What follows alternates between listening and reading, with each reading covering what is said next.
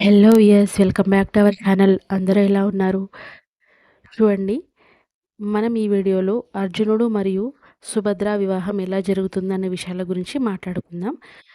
సుభద్ర ఎప్పటినుంచో అర్జునుడిపై మనసు కలిగి ఉంటుంది, కానీ ఆ విషయాన్ని అతనితో చెప్పదు. అయితే ఈలోపే అర్జునుడు ద్రౌపదిని స్వయంవరంలో గెలుచుకొని పంచపాండవులందరూ కలిసి ద్రౌపదిని పెళ్లి చేసుకుంటారన్నట్టు. కానీ సుభద్ర మాత్రం అర్జునుడిపై ఇంకా మనసు కలిగే ఉంటుంది. అతన్ని మర్చిపోలేకపోతుంది. అయితే ఈలోపే ఇంకా దుర్యోధనుడితో మన సుభద్ర వివాహం అనేది నిశ్చయమవుతుంది. కానీ సుభద్రకి దుర్యోధనుడిని పెళ్లి చేసుకోవడం అస్సలు ఇష్టం ఉండదు. ఇంకా ఆమె చాలా దుఃఖంతో ఉంటుంది. ఇంకా కృష్ణుడు స్వయాన తనకి అన్న కాబట్టి ఆమె మనసు అతనికి తెలుస్తుంది. అయితే ఆమె దుర్యోధనుడిని నిశ్చితార్థం కూడా చేసుకుంటుంది. ఇంకా పెళ్లి సమయంలో ఎలా అయినా సరే పారిపోవాలని అనుకుంటుంది.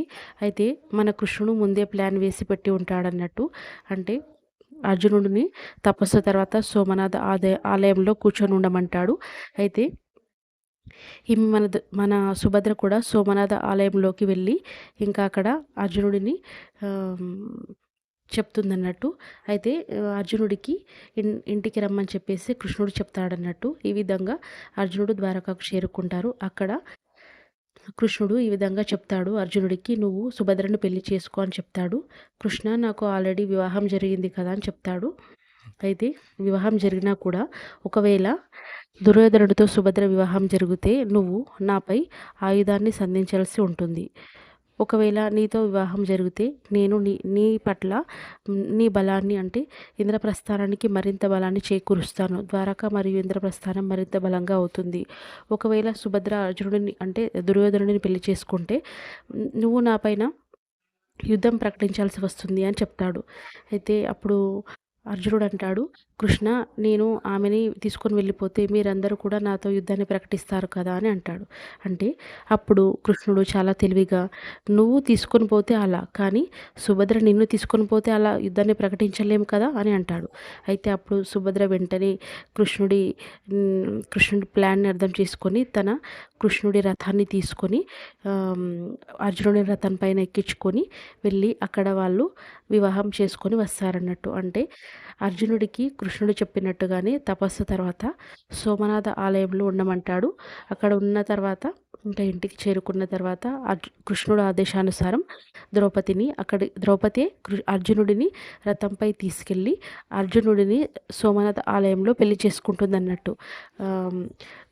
అంటే సుభద్ర కూడా చెప్తుంది, మా అన్నయ్య నాకు చిన్నప్పటి నుంచి చెప్తా ఉంటాడు, నీ పెళ్ళి ఇక్కడే జరుగుతుంది, నీ పెళ్ళి ఇక్కడే జరుగుతుందని.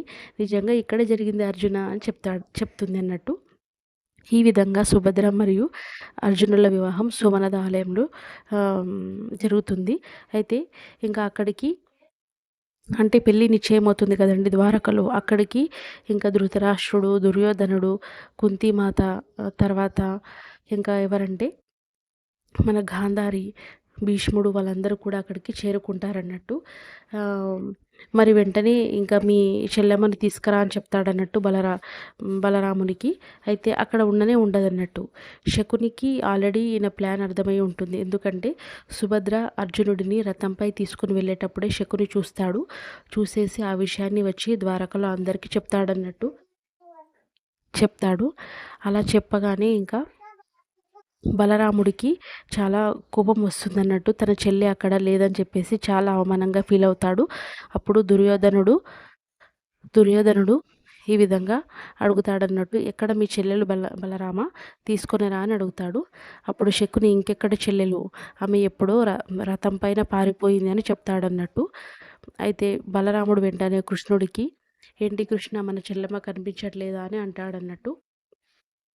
లేదన్నయ్య, మన చెల్లమ్మ ఇక్కడ కనిపించట్లేదు అని చెప్తాడు. ఎందుకు అనంటే మన చెల్లమ్మ తనకు నచ్చిన వ్యక్తితో ఇక్కడి నుంచి వెళ్ళిపోయింది, పెళ్లి చేసుకొని తిరిగి వస్తుంది అని చెప్తాడన్నట్టు. తనకు నచ్చిన వ్యక్తి ఎవరు అని అడుగుతాడన్నట్టు. ఇంకెవరు, అర్జునుడే అని చెప్పేసి ఇంకా శకుని చెప్తాడన్నట్టు. అప్పుడు ఇంకా దుర్యోధనుడు, మమ్ములను ఇలా హ్మ్. వివాహానికి చేసుకుంటామని చెప్పేసి ఇలా చేయడము ఎంత అవమానము. ఇంకా ధృతరాష్ట్రుడు కూడా ఈ విధంగా అంటాడు. అంటే హస్తినాపుర రాజుని మరియు వాళ్ళందరినీ ఇలా అవమానించడం ఎంతవరకు మీకు సమంజసము? అంటే ఆమె అర్జునుడిని పెళ్లి చేసుకుంటుందన్న విషయం మీకు తెలియదా? అని చెప్పేసి బలరాముడికి ధృతరాష్ట్రుడు అంటే కృష్ణుడు అన్నకు అడుగుతాడన్నట్టు. నాకు ఆ విషయం తెలియదు అని చెప్తాడన్నట్టు. అయితే ఇంకా ధృతరాష్ట్రుడు కూడా చాలా కోపం వస్తుందన్నట్టు. అంటే తన కొడుకు దుర్యోధనుడిని సుభద్ర పెళ్లి చేసుకోవాల్సి ఉంటుంది. కానీ ఈ విధంగా సుభద్రని అర్జునుడి పెళ్లి చేసుకొని వెళ్ళిపోతుంది కాబట్టి ఇంకా ధృతరాష్ట్రుడు చాలా కోపంతో మరియు చాలా ఇంకా బాధతో ఉంటాడన్నట్టు. ఇంకా వెంటనే అక్కడ భీష్ముడు కూడా చాలా కోపంగా ఉంటాడన్నట్టు.